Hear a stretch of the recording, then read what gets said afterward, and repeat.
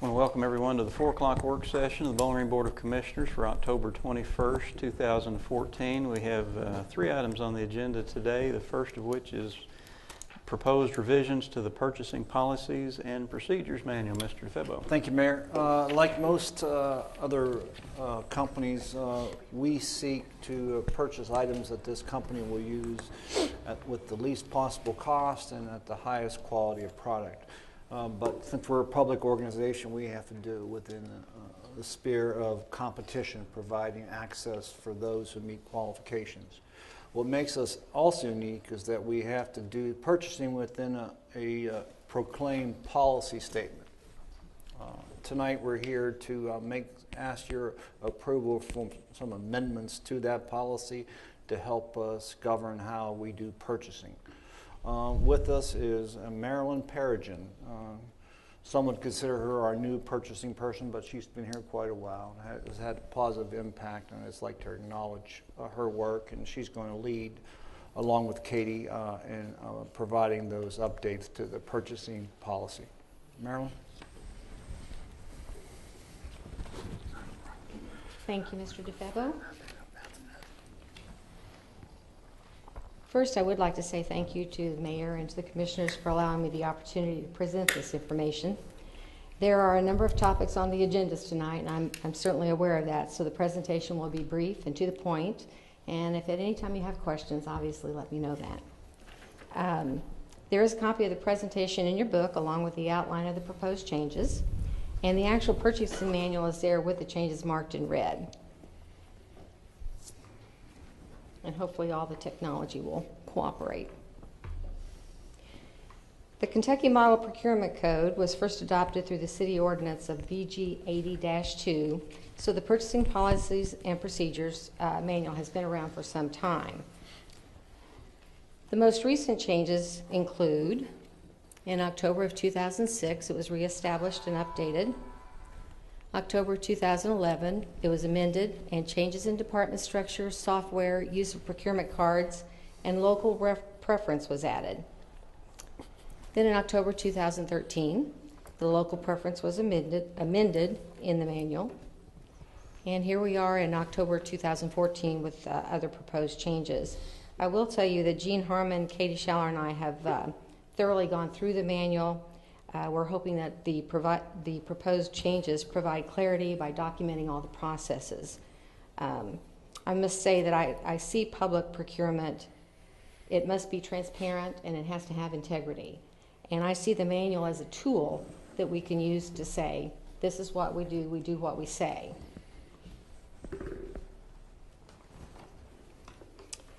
So going back to what the most recent changes have been, local preference in October of 2013, just to give you an update. The manual now requires certification of eligibility, and we now include a form that's in the bid packet for them to go through the certification process. That's verified internally. The local preference applies if it's the lowest price, and if the lowest price is the sole criteria. Local preference is not used for RFPs where we have evaluated criteria. We now have a sliding scale of percentage and a sliding scale of maximum preference allowed. And the new local preference replaces the 5% maximum of $5,000 we previously used. Just as a reminder, there's the chart. Since October of 2013, we have put 41 bids on the website. 19 of those bids have offered local preference option because they were for goods more than $20,000. 8 of those bids actually had the request for local preference, so 43% of the 19 that were eligible actually had the request. One bid was awarded under the local preference at $107 additional cost, and that was a 15-passenger van from a local auto dealership. 7 bids awarded not using the local preference because they were awarded by lowest bid without using the local preference, or awarded as a single bid, no competition, or even with the local preference applied, it's still not the lowest bid. Further in 2013, just as a refresher, We went out and we tried to inform the local business and others of the way we did the request for bids. And we've done all these things. We did them in April 2013, October 2013, then in April 2014. And then there's been some ongoing items, such as the Selkie Magazine banner on the city's website. The brochures are kept in locations around Bowling Green so that people have access to them, as well as at the Chamber of Commerce. And I want to point out that since June 21st, 2013, through date, we've had a 28% increase in the website registration. And I'll note that we even deactivate because we try to keep integrity in this information. So if a company goes out of business or a person's no longer with a company, so even with the deactivations, it's good that we've increased the registration by 28%. So moving on to the changes proposed for 2014. The first change relates to purchase order changes for purchases over $25,000. The first one relates to awards that are first made by administrative approval.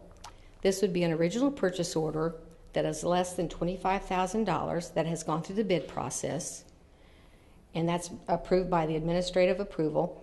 And then the change order starts through and causes this PO to go over $25,000. We'd have to bring that change order back to the Board of Commissioners for approval. Example of this, because I think this sounds confusing when I talk about it. An example would be that we had a bid for the locker room renovation and tile work. The bid that came in and went through the administrative approval was $24,500, so it wasn't brought to the Board of Commissioners. But during the renovation, they had to do a spec change. I think they had to add some concrete to the showers. It was an additional $1,850. The total of the PO then went to $26,350. So it required a municipal order and your approval. Any questions on that one? Yes. Yes.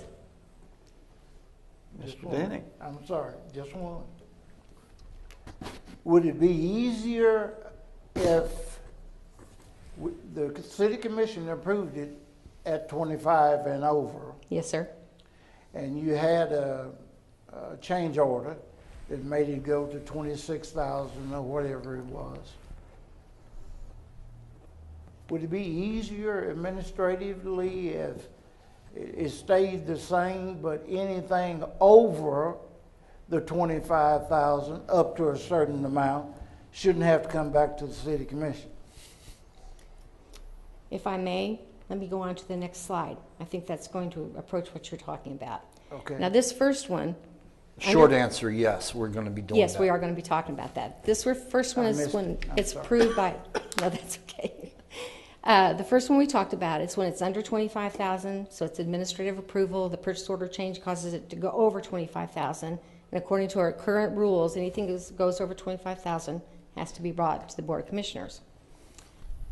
The next one, to your point, Mr. Denning, if the purchase orders are over 25,000 and the initial award has been made and approved by the Board of Commissioners and we have a change, non-construction, changes up to 5,000 of contingents, excuse me, I've jumped a page ahead, up to 5,000, it requires the department head approval. Now this is relating to the change. 5,001 up to $25,000 would require the department head, purchasing agent, city manager's approval. $25,000 and over, department head, purchasing agent, city manager, and Board of Commissioners. Now, this is because, for the most part, this reverts back to the approval process followed for all purchase orders.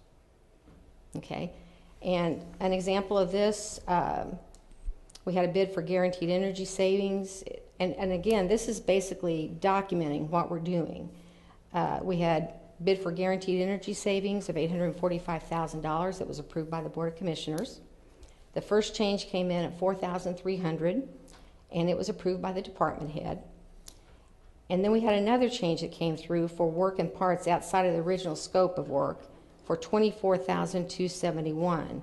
With the accumulated total there being over $25,000, we brought that back to the Board of Commissioners for approval. Does that answer your question, Mr. Denning?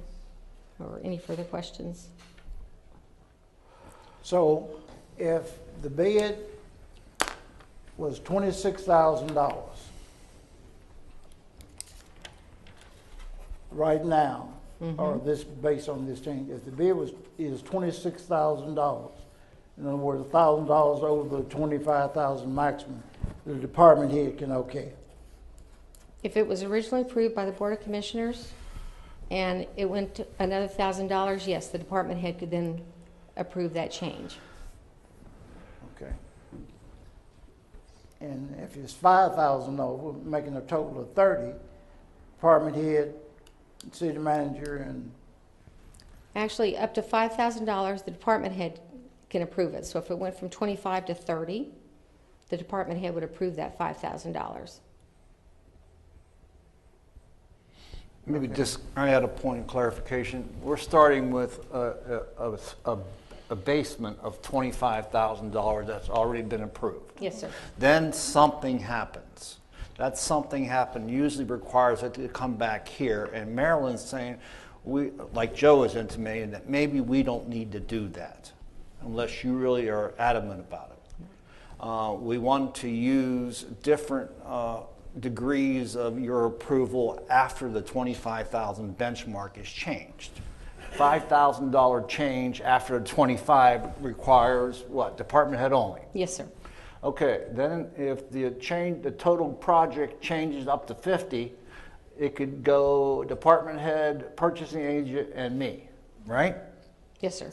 Okay, 25 plus 50, that would put it over 50 grand. It would have to come back to you. Is that correct? That's correct. Okay. But the 25 is the new benchmark. Is that clear? Is that right? Yes, sir. Okay. That is correct. Thank you for clarification. And then any additional change beyond that would always come back. Department head, purchasing agent, city manager, board of commissioners. Yes, ma'am. Just one little kind of picky thing. Shouldn't that be $25,001 and over? You're correct. Okay. You are correct. So if we've approved 25,000 and it goes up another 25, it's not coming to us. But it goes up $25,001, it comes back to us. Okay. That's correct. That is a legitimate point, yes. Okay. Other questions? Okay, and then the third point of this process would be purchase orders over $25,000 that relate to construction. And the point here is that we usually have a contingency amount approved by the Board of Commissioners along with the initial award. So if you had, for example, $150,000 that was bid and you accepted that award, or you approved that award, and then the department asked for a 5% contingency, $7,500, the total award would be $157,500.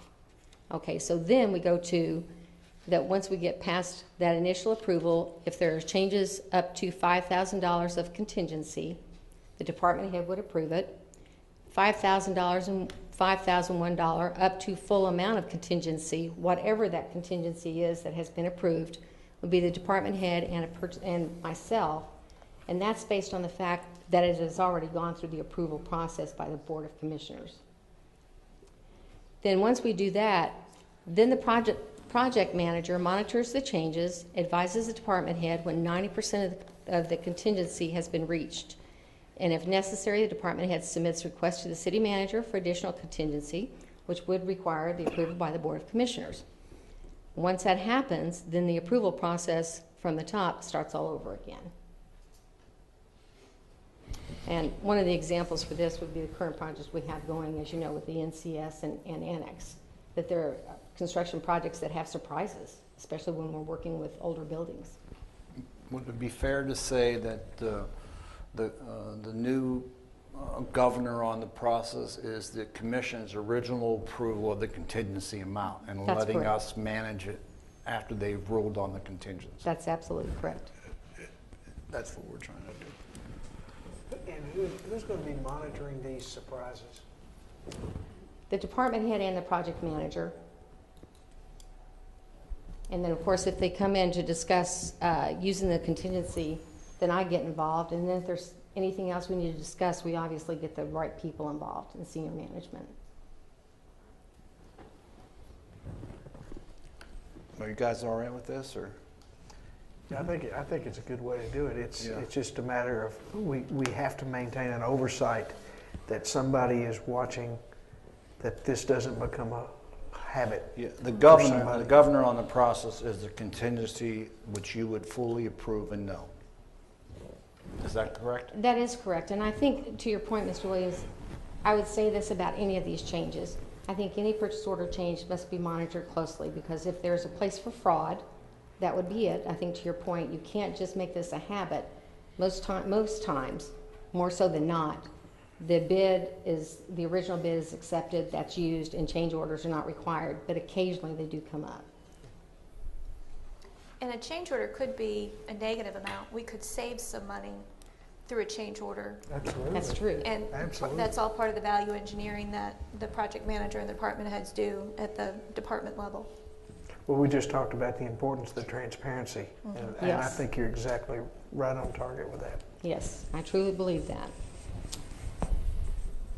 Okay, this item, vendor performance.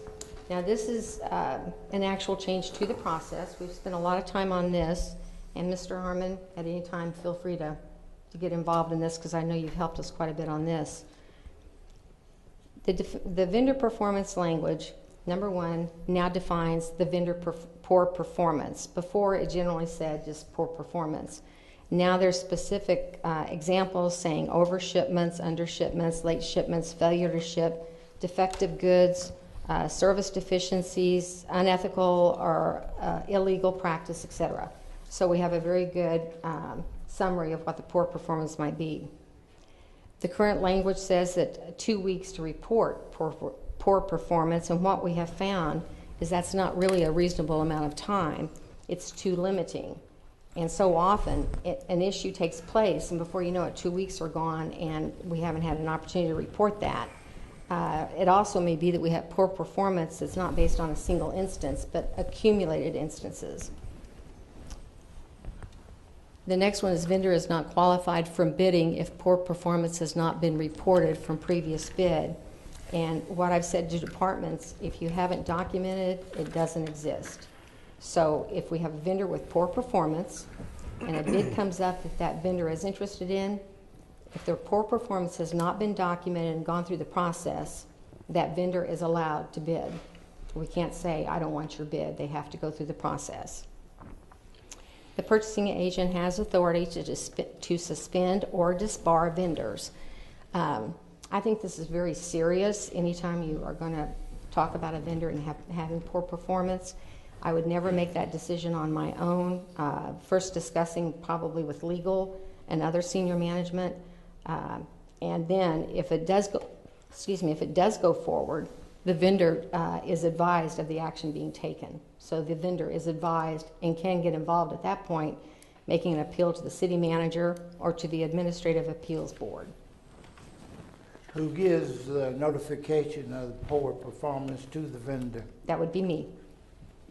And obviously, before I would do that, I'd have to have a very strong feeling that, not just a feeling, but a strong factual decision that we have that. Yes, sir. Is being suspended or disbarred perpetual or terminal? Can one regain good faith?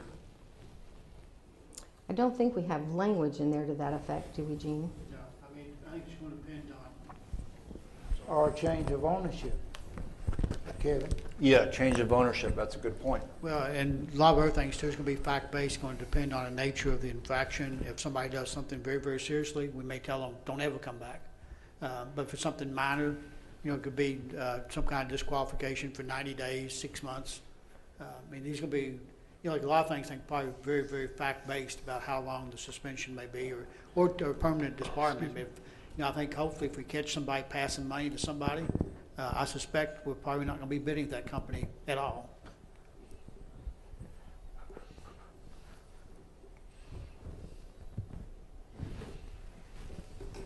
Other questions? Did we answer the part on ownership? If I may, if a company is under new ownership, then that new ownership could appeal to the Administrative Appeals Board or to the city manager in that process to get them back on the list. But they would have to have proof to identify that there has actually been a change in ownership or that the situation has been resolved to our satisfaction. And again, probably going to be faced by a fact base too to look at what that nature of that ownership change is. Is it a legitimate ownership change with completely new people, or is it being changed from one LLC to another LLC with the same people in the LLC? I mean, again, I think a lot of things you're going to have to look at to see if that is a legitimate ownership change. I think the purpose of this part, as Marilyn proposed, was to put some teeth in our process. I think we've even discussed certain cases here in which we've had some thought about maybe we shouldn't have this person involved anymore. And we've always taken kind of a softer approach. Now we want to clarify it, have it in policy, and then act on it if need be. And we'll apply a lot of discretion, and the Administrative Hearing Board provides that arm's length discernment to make sure that we're not being arbitrary as a staff person. Exactly. Other questions? We're documenting these processes that we have in place. Currently, the city manager must approve an evaluation criteria if a bid award is determined by an evaluation. And what that means is when an issuing department is going out with an RFP requesting proposals, they must take their criteria to the city manager so it can be reviewed and approved. Once that happens, that's included in the RFP, and that's posted on the website so that the companies that may be interested are fully aware of how they're going to be evaluated for their proposal. Next item, all contracts and agreements must be reviewed and approved by city attorney, and city manager can approve up to $25,000. Over $25,000 also approved by the Board of Commissioners. And the point here is that no one else, other than what's noted there, no one else has the authority to approve any agreements or contracts. Miscellaneous items that we've included. The internal auditor had gone through the purchasing area, and one of her points of recommendations was to strengthen the language. One example you'll see through there is where should is replaced by shall in many cases, again just making it stronger. All justification forms such as a sole source or cooperative purchase form must be approved by the purchasing agent and city attorney, minimum approval. Then if it gets into the $20,000 to $25,000 range, just like our purchase order approval process, city manager would approve it, and anything over $25,000 would be brought to the Board of Commissioners. We've documented the improved process for invoice processing and vendor payment, and this is through the finance department to reflect what we're actually doing. Issue and change purchase orders with documents scanned and attached for electronic approval. I love this one. Basically, we're not shuffling pieces of paper around, going through files. When you pull up a purchase order, and what I do to approve a PO, I look for the quotation process, has it been followed? And if I'm supposed to have quotes attached or a memo, I can pull up the PO, see it all right there, no paper shuffling, and either approve it or return it back to the originator. That's the case whether it's an internal auditor, external auditor, you pull up that PO, all your documents are right there, which is a great thing. And then we're clarifying the sequence of process for emergency purchasing authorization. We haven't changed anything about that. It just wasn't in good sequential order, so we did that to make it better. So that's it in a nutshell. Do you have any questions? Comments or questions?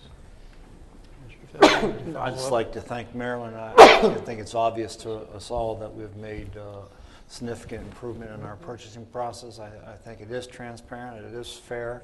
We're riding that delicate balance, provide local option for folks here, but at the same time applying the criteria of competition, and a lot of that goes to Marilyn and Katie, who've been managing this well over the last couple of years.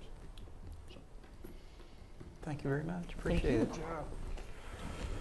I believe next up is our stormwater program recommendations. Just as a Small preamble, this commission historically has had a number of priorities. One is we like building new streets. Second is we like to pave those streets. Third is we like to repair and build new sidewalks. And finally, one of your top priorities consistently has been stormwater mitigation.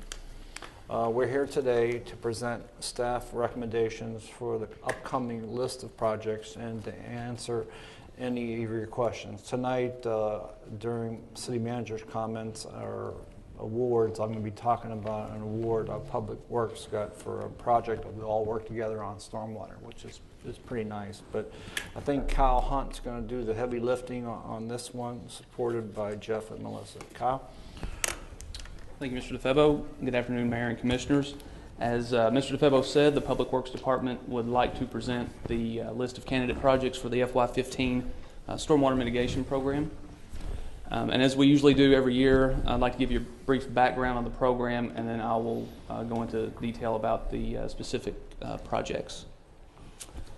The Storm Mitigation Program was created as a result of the flooding that occurred in May of 2010, in which the city received approximately just over 10 inches of rain in about 48 hours.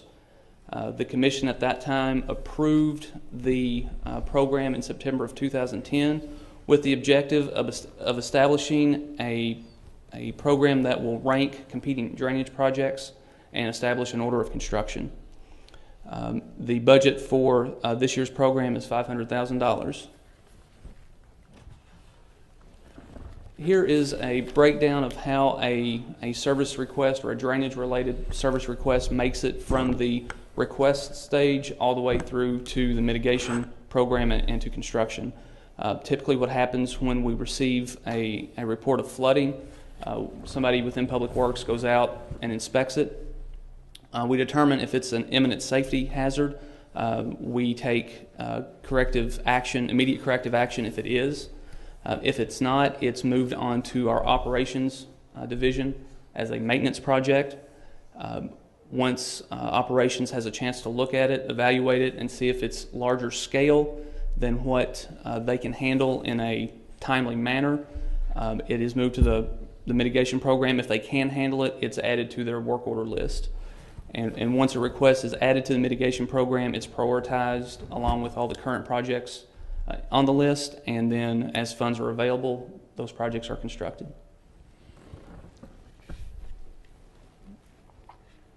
Yeah, okay.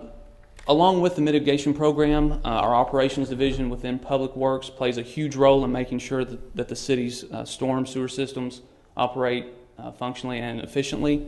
What we have maintenance activities as well as non-maintenance activities.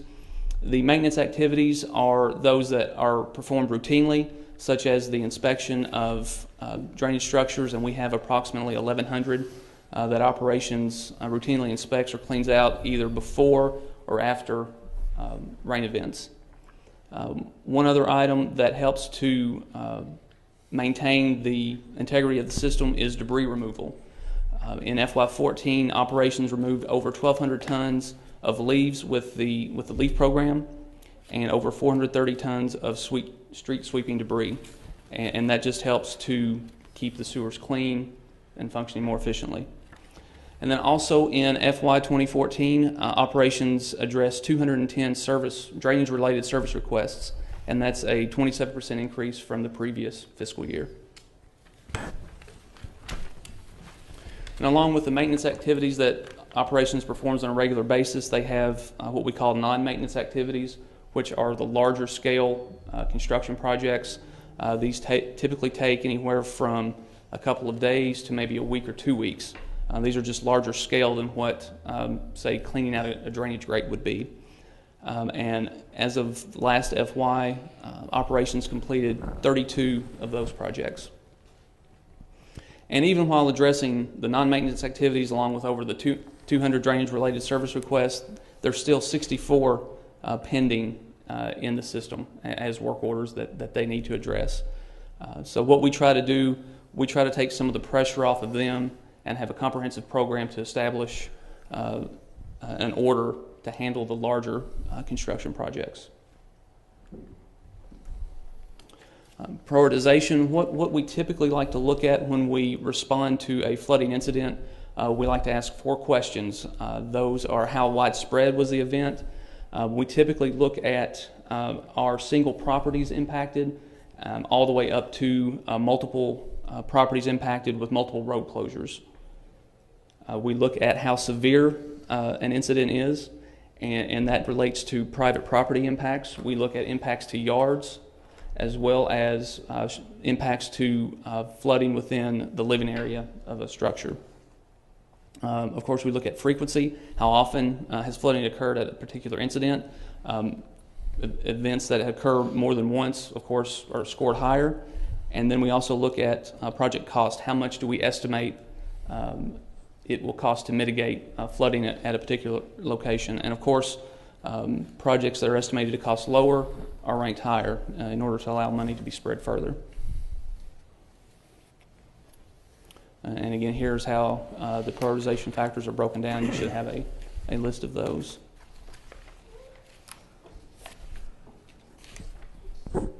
And with that being said, here's the list of the FY15 candidate projects. Those are highlighted in red. I will mention we have 7 recommended this year, which is more than what we have had in previous years.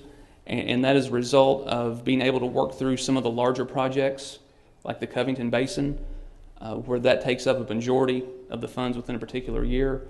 Now we're starting to get into some of the smaller scale projects that obviously do not cost as much, so therefore we're able to address more of those with the available funds.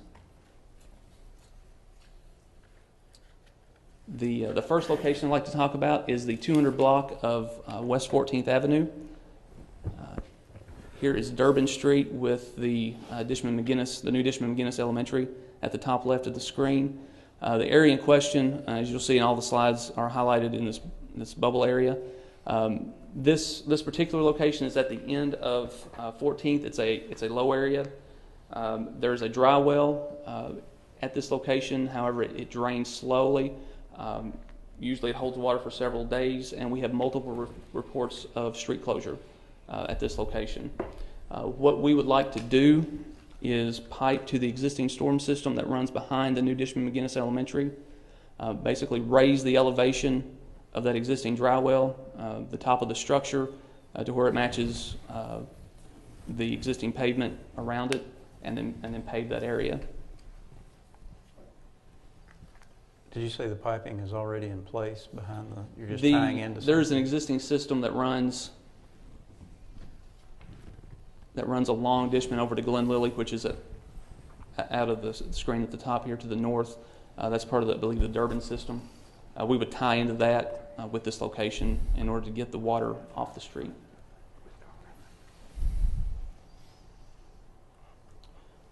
The next location is the 600 block of Woodford Avenue. There is a low area in this area, and we have had multiple reports of street and property flooding with several inches of water being documented in this garage. Operations has, I believe it was around 2008, maybe 2009, they did some ditching between these two properties and along the alley that runs into Garfield, as well as installing 2 additional drainage structures. We have had multiple reports of flooding at this location since then. What we would propose to do here is a combination of improvements at the street to improve some of the drainage structures along the curb, as well as additional piping and or basin within this area.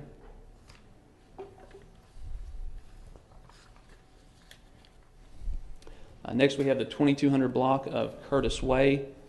Just to give you a reference, here is Cave Mill Road and Natcher Elementary over here. What we have is a ditch line that has been repeatedly overwhelmed with heavy rain events. The water is required to make a sharp turn right here, and it's unable to do that, and it has repeatedly jumped the road and flooded the crawl space of these residences. Operations has previously made improvements to this ditch. However, the problem continues to occur, so we will address that with the mitigation program. What we would like to do is install an additional drainage structure as well as some additional piping and ditching to capture the water and divert it to the existing basin.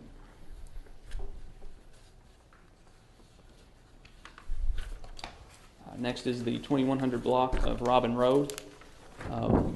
Water from the head wall, it's hard to see, but there's a head wall and a riprap ditch that directs water from Western Green Apartments toward the intersection of Robin Road and Clearview Avenue. And as a result, several of the properties along the way are being flooded. We've had several reports of impacts to crawl spaces at this location. And what we would like to do is improve the ditching along Robin Road and possibly Clearview Avenue, as well as the construction of a possible basin within this area.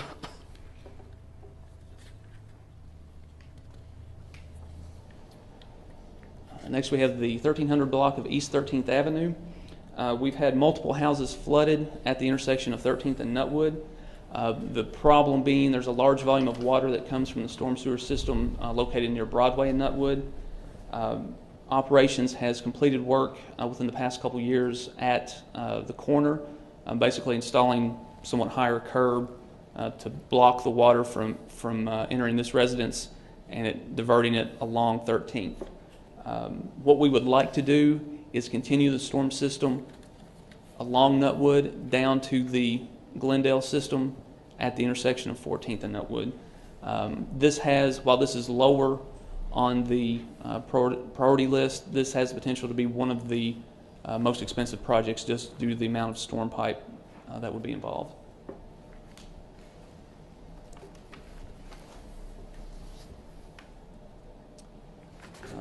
Next location is 1400 block of Circle Avenue.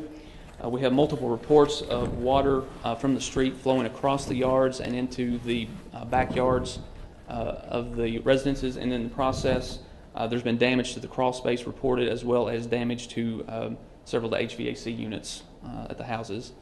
What we would like to do here is a combination of ditching and or piping along Circle Avenue, along the frontage of these houses, in order to capture the water and divert it to existing structures here at the corner of Circle.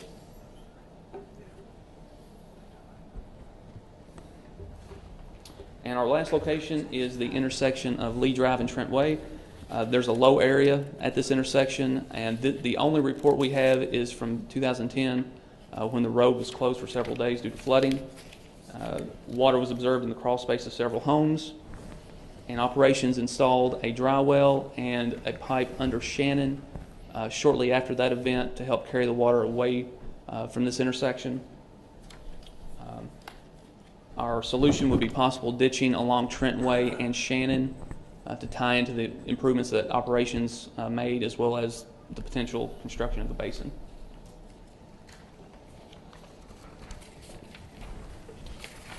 So those are our projects.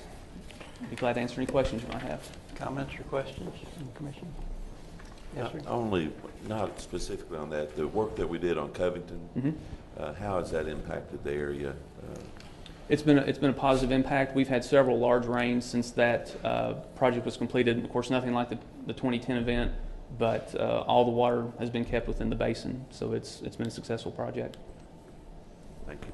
Yes, sir. I am just curious, in 4 years, have we made a dent in demand? I think we have been effective? I think we have to a certain degree. I looked at the list before I come over here. Currently, there are, including the 7 that we presented this afternoon, there's 41 projects on the mitigation list, and I think to date we have addressed 4, with I believe 4 more pending. So we have made progress. I think the list had originally had up in the upper 60s. Exactly. At one time. So we are starting to address those. What is the status of the first 3 projects that are on this list here? The ones that are still in black? Those, let me go back. Due to the anticipated cost, we have not yet addressed those. And Jeff may be better to answer. I don't believe there are plans to address those in the near future, just because they are estimated to be so expensive. We had some discussion about this last year. Bill, I believe you had brought up some suggestions. If we can't afford it, one way to handle that would be bank the money over 3 years, and maybe we could get one. And is our interpretation of what the commission wanted, to try to spread this money out as far around as we could, and that's what we've attempted to do here. Any comments or questions? Thank you, Mr. Hunt. We appreciate it. Thank you all. Good job. Next item is the continuing discussion for the East Little League indoor batting facility.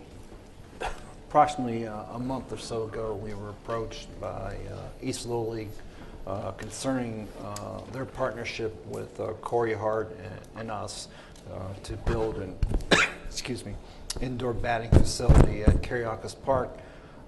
Brent Belcher and Gene have been working with members of East Little League to consummate an agreement for your consideration. We are at the point now where we have an agreement that has been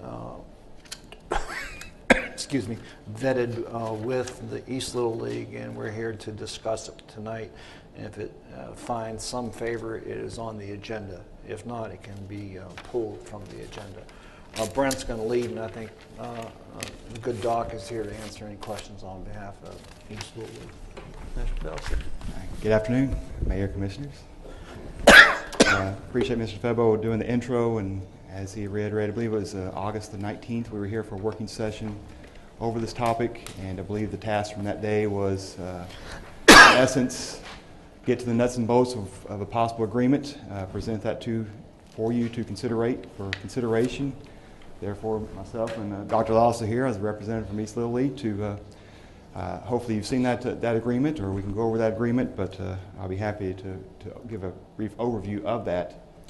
The proposal is that Corey Hart and family, with community donors, if not mistaken, a number of local businesses associated with East Little League, would come together and build a 100 by 80 indoor hitting facility located at Cariacas Park by my nice fall orange box there.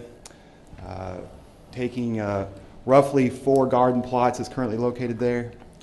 The facility earmarked for East Little League use would be shared use by West Little League, the exact same amount of practice time scheduled for both leagues. Predominantly, or actually the season would go from February the 15th until June the 15th. And that June the 15th could be extended per East Little League All-Star teams or West Little League advancement of All-Star teams if they need the facility for additional training purposes past June the 15th.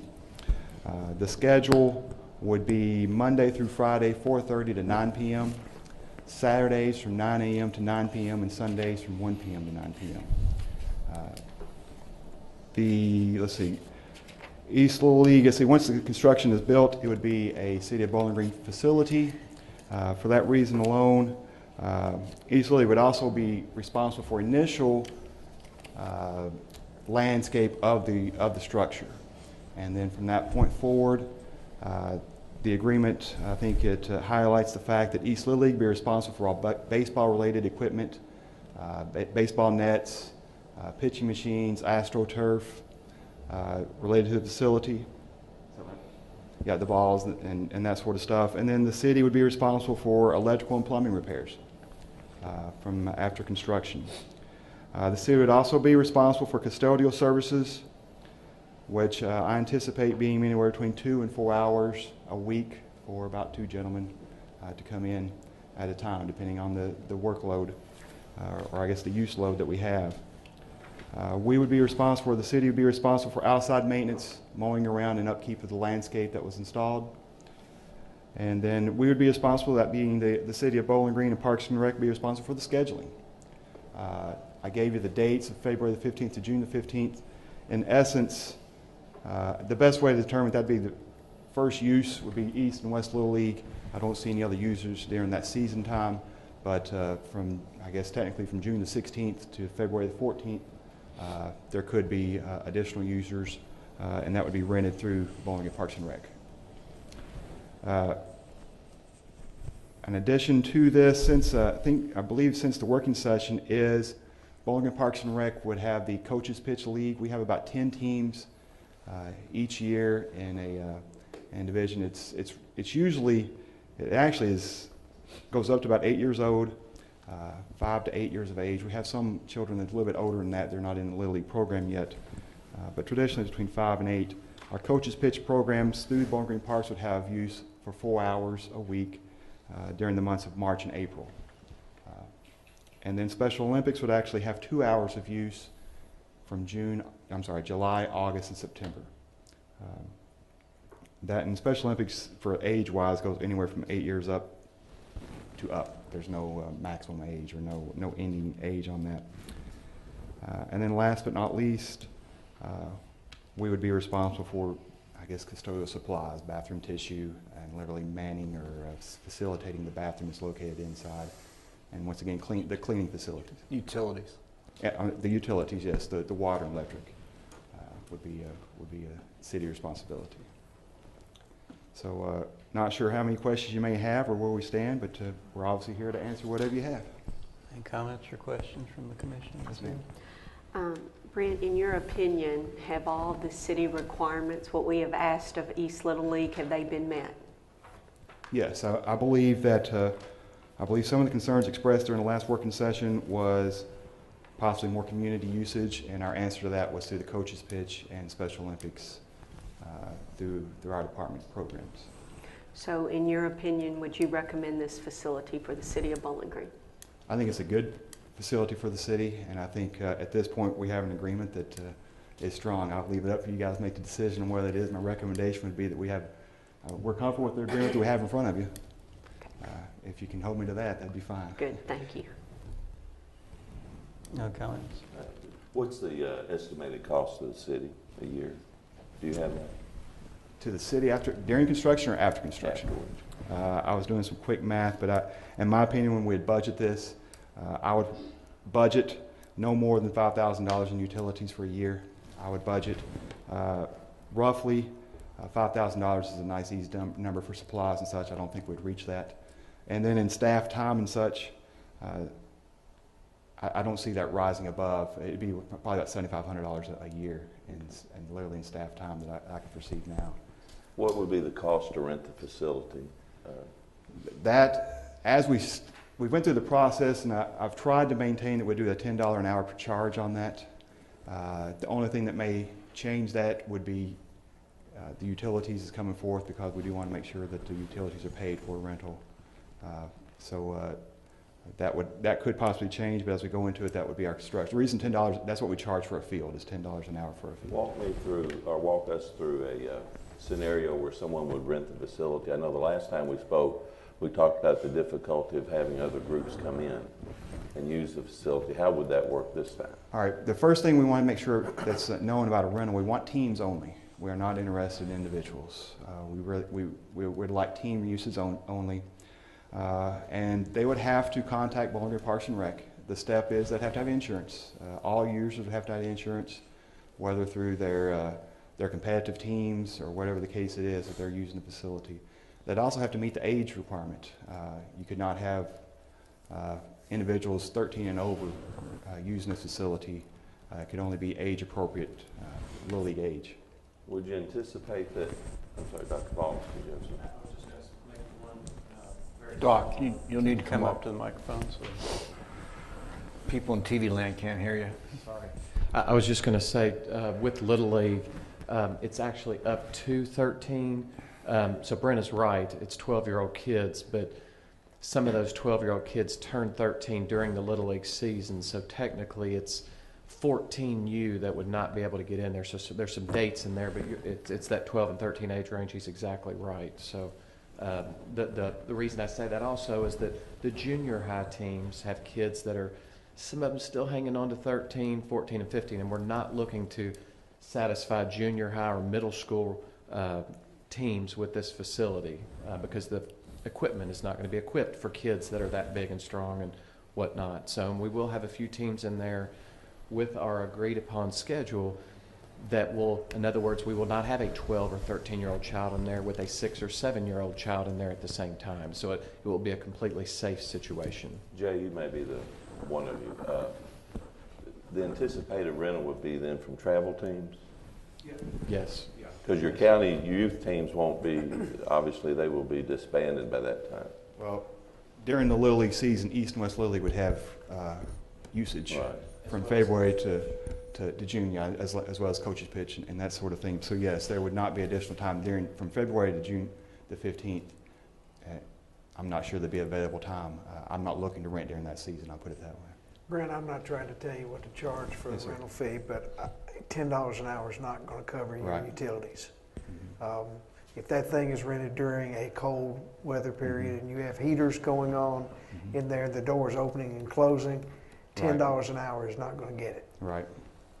Which you didn't see the rental fee in the agreement, and that's wise, because basically we just have to we'll have to look. He wanted to see his cost structure before he committed to a price. The next issue I have is, I'm sorry. One other thing that you all brought up that I just want to make sure that that we do address is that we did not want to compete with private sector. That $10 an hour is really low compared to what Alex Notmeyer is also here from East Little League as well and can provide some input as needed, but that is at least 2 or 3 times lower than the private sector. So I do think that that is a little low and will not only keep up with the price to run the facility, but it's not competitive is the best answer on that. It's not $100 an hour. That's not what you're seeing in the private sector, but it's certainly not $10 an hour. Exactly. So you're right on with that. Another issue that we talked about last time had to do with city residents not being able to use a public building. Clear up or tell me if a child is in the south or north, they can still reside within the city limits. Is that correct? That is correct. The Little League boundaries do not coincide with the city boundaries. The 4 Little Leagues are north, south, east, and west. And I tried to bring a map here. I had to blow it up pretty big, but basically the river, everything north of the river is north of the Little League. It's normal State Street, Center Street, College Street, in that area that separates East and West Little League. And then, if I'm not mistaken, it is this? I'm sorry, I may have to blow this up to see what separates south.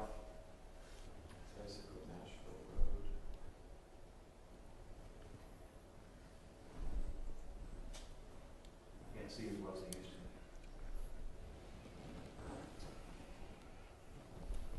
That's Cave Mill Road. That's Cave Mill Road right there. That is in essence the boundary going to the south. If a child wanted to, I was involved in the South Little League for a number of years, and I know that the districts are set from the Little League office in what, Greenville? Yes, that's right. Someplace. Is it still the same that if a child lives in south or north, they couldn't choose to play in another, in either east or west? I believe the choice is there are out-district children that play in Little League districts. How does that work? You may be better. I think the only stipulation that I'm aware of is that when a child is out of district, they can't play in the All-Star program. But right, that's true. We have for the last that I can remember, the last number of years, several children that do live in a different district that play in our league. The international rule says on their sleeve when they play in All-Stars, I will not cheat. That goes back to the parents and the kids, about the age, where they live, where they go to school. So, yes, you get all the same stuff that you would do if you lived in that district or attend a school in that district to play in the league.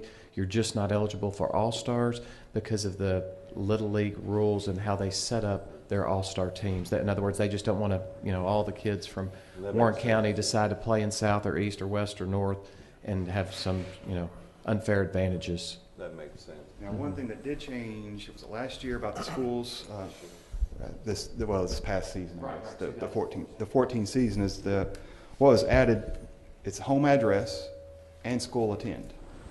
So when you consider that, a child on, let's use for instance West Little League, a child that's in West Little League would play West Little League when they're 10 years old, maybe 11 years old, they go to Bowling Green Junior High, they'd have the opportunity to go to East Little League.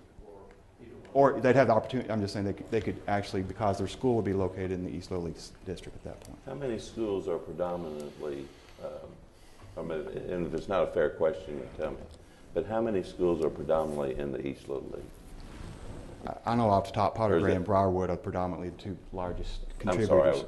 Briarwood and Potter Gray Elementary are the two largest contributors to the program, and I guess junior high school would be for your older children. How about the South? The South has got to be Plano and Jody Richards and all those schools in the South. How about the South, where I guess Drake's Creek. The kids would predominantly, or a number of kids attending those schools would live in the city limits? I may be stretching it. I have to look at my map.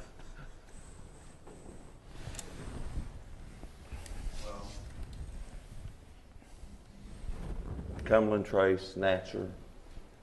Yeah, I mean, I guess, and it's probably more so on the north end as well. Yeah, and I was headed north next. You know, there'd be some children that's always on the north because past the river, there's obviously more city limits goes out past the river. The west, Little League extends in the county. Right. I mean, if you can look at it that way, it goes all the way to the county, and the east goes all the way to the county the other way. So it's really got nothing to do with city and county boundaries as far as that goes. But what about T.C. Cherry and McNeil? And McNeil is in west, T.C. Cherry is in west. There are students from those schools, that attend those schools, mine included, that go to McNeil, but we live in east boundaries. we almost get a home address or school. So it's not, we literally, I guess this past year we've just chosen to play in West, but previously, even though we went to McNeil, we could have not played, at least with the other day, that might give us some. Jay and Alex being here as well. And I'm having a tremendous problem with excluding so many city kids from this process. I'll tell you that, Jay, being in your position before, that I would be doing the same thing that you're doing. Looking out for, obviously, the East and West Little League. Sure. And that's your responsibility. Where I'm having problem in sitting in this position is looking out for the other children that their families are in the city limits and basically don't have the opportunity. It's not that I don't think the project would obviously benefit a number of kids. As you know, I have some relatives, nephews who play in the league. Certainly, I'd like for you to. Two ways that they could still use this, of course. One, play on any sort of team other than Little League, anything that has insurance, Right. anything, which is the same requirement that you and I currently have for any teams that want to reserve any of our fields. Yes. In other words, those same kids, nor can I, reserve fields without an agreement with insurance. So it's consistent with what we already have in place. I understand what you're saying, and I understand the empathy for it. I truly do. But it's at some point there are some regulations as to what I think the city should undertake as far as being responsible for people that could have an accident or have problems there for it. The other thing is, and Mr. Hart is not here with us today, but he's not feeling very well. He actually can't speak very well right now, but they are planning to do a facility for the same group of people that you're talking about. And they've also talked to people in Franklin about doing the same kind of facility for them as well. I have no idea. I'm not privy as to dates, times, amount of monies. I don't know about that. But if they are a member of a team They can do it, and it is, again, consistent with what we already have in place as a city for people to use any of our facilities. This is just a new facility, and yes, it is given by someone that has graduated. We give graduation certificates to 12-year-olds as they graduate, all the rules of, do your best, try your hardest, all the Little League things. But this is somebody coming back to try to do it in this area first because he wants to give back to the kid, to the people where he got his start, where he feels like they gave him a leg up to have the successes that he's had. Well, I commend Corey for obviously doing this. I watched Corey play actually from when he was very young, all the way through Greenwood, and enjoyed and proud of the public spirit or community spirit that he has. Again, I'm having a difficult problem with the number of kids it's excluding. But I just want to let you know publicly that that's my reservations. Mm-hmm. It's not much beyond that. I understand. Point well taken. I totally understand what you're saying. If I've calculated this correct, I'm taking out the All-Star games.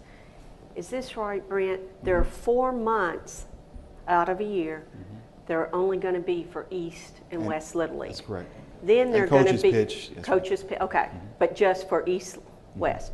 Then there are 8 months that will be open for any team, Little League age. So they could be in North, they could be in South. So we're really giving them more months than the East and West, opening it up. That is true. I must make sure and make public that there are less travel teams than there are Little League teams. Okay. I mean, let's be blunt. There's not as many kids that play in the travel teams. But if people but were with that looking said, at that this, you're exactly right. we're only restricting 4 months, possibly a little more because of All-Stars. But even in those months, there's not. We have 4 All-Star teams. Yeah. When it gets to All-Stars. There are usually maybe 1 or 2 left. This year there was 1 left after July 1st. 1 left.